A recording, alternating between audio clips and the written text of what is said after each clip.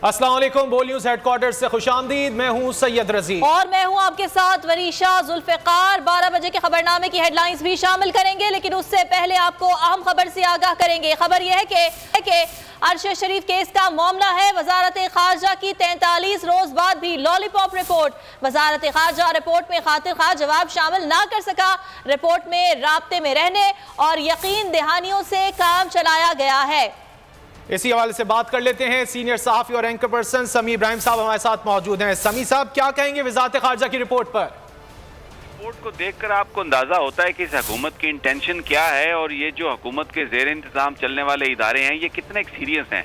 6 हफ्ते हो गए इस शहादत को और आज भी हम यकीन दहानियां ये करा रहे हैं कि कोशिश कर रहे हैं, गौर कर रहा है पाकिस्तान कि किसी वफद को भेजे, गौर कर रहा है पाकिस्तान के यूएई और कीनिया के साथ ताल्लुकात को बेहतर बनाना है। एक इंतहाई फजूल और एक ऐसी रिपोर्ट है जो ये बताती है कि ना तो ये हुकूमत संजीदा है, ना इस हुकूमत के अहलकार संजीदा हैं। और ये जो अरशद शरीफ का जो शहादत है कीनिया में, जो कुछ भी हुआ, ये कोई इसके मामले में संजीदा ही नहीं है। इसकी तहकीकात के लिए भाई वो दूसरा एक मुल्क है, यूएन के साथ रब्ता होना चाहिए था, या कम से कम हमारे जो हाई कमिश्नर हैं वो कुछ ना कुछ तो बताते कि वहां पर हो क्या रहा है। बस जी यकीन दहानी कराई है, हम राब्ते में हैं, हम उनको देख रहे हैं, हम उन पर गौर कर रहे हैं। शर्मनाक रिपोर्ट। मैं समझता हूं कि ये शर्म आनी चाहिए उन लोगों को जो ये इस तरह की रिपोर्ट्स बना के पेश कर रहे हैं। आके सीधा बता दें कि हम नहीं कर सकते, हम नहीं पकड़ सकते।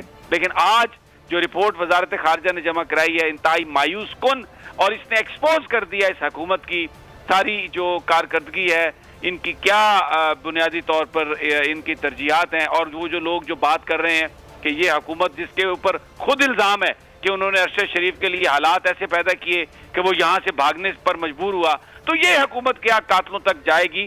कुछ पता नहीं है कि इसी हुकूमत में बैठे हुए लोगों के हाथ भी अरशद शरीफ के खून में रंगे हुए हों। जी, अरशद शरीफ कत्ल केस के वजारत खारजा की जानिब से रिपोर्ट जमा करा दी गई है और 43 रोज बाद भी इस रिपोर्ट में कोई खातिर खा शवाहिद जो है वो पेश नहीं किए गए। वजारत खारजा रिपोर्ट में खातिर खा जवाब भी शामिल नहीं कर सका है। रिपोर्ट में राब्ते में रहने और यकीन दहानियों से काम चलाया गया है। समी इब्राहिम साहब हमसे गुफ्तगू कर रहे थे, बहुत शुक्रिया आपका। अगर आपको ये वीडियो पसंद आए तो लाइक पर क्लिक करें।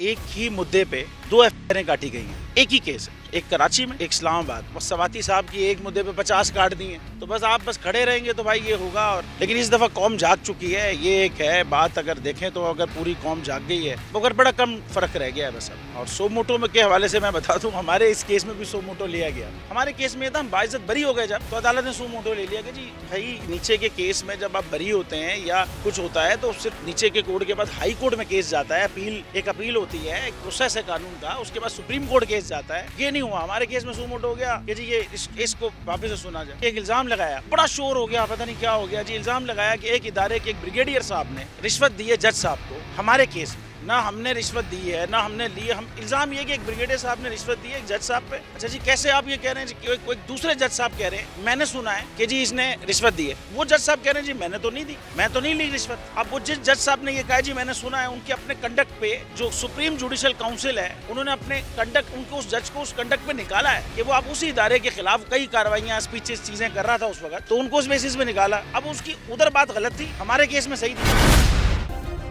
सब्सक्राइब करें और बेल दबाएं ताकि कोई खबर रह न जाए।